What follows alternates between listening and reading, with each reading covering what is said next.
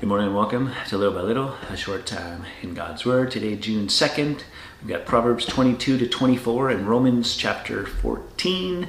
We're going to take some time in the book of Romans. It's an interesting passage that we find ourselves in as we are in another month and continuing to read, digest, study God's Word.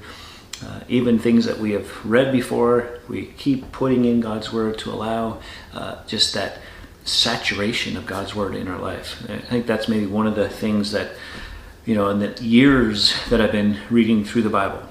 And, there's some years where there's some, okay, I got to go through Chronicles again. Yeah, I got to do this again, and you sometimes get that feeling, but the overall commitment to continue in that, and for many that have begun that in these last few years, and in particular, it's allowing our minds and our hearts to be shaped by God and His Word.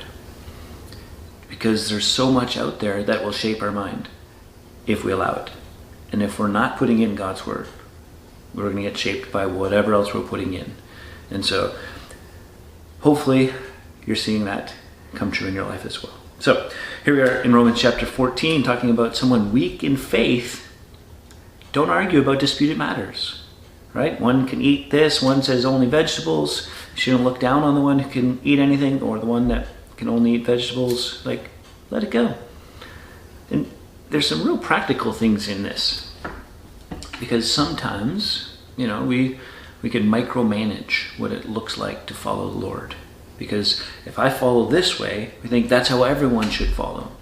And what we need to do is take a step back, as Paul is saying, and realize, okay, there's the Spirit of God at work in true believers, right? These are not going to be sinful things, but in areas of conscience, gray matters, as we like to say. Here he uses Sabbath and eating, as examples.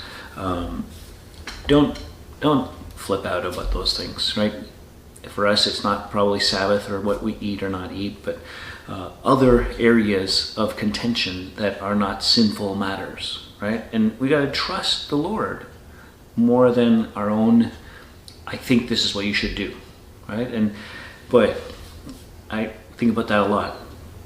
And sometimes it'd be easier to say, here's what it looks like.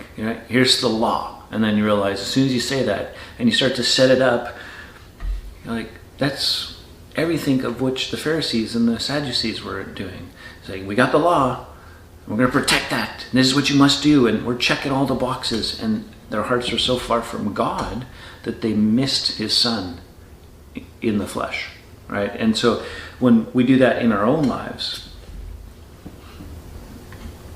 it's damaging to our own faith and to others. And it becomes a poor witness as well. And so walking in love, I want to do that. I want to serve and love people within the body. And that's what he's talking about here, is those within the body and who are living by faith and you have some different ideas about some things. Still got to love them and be okay with that.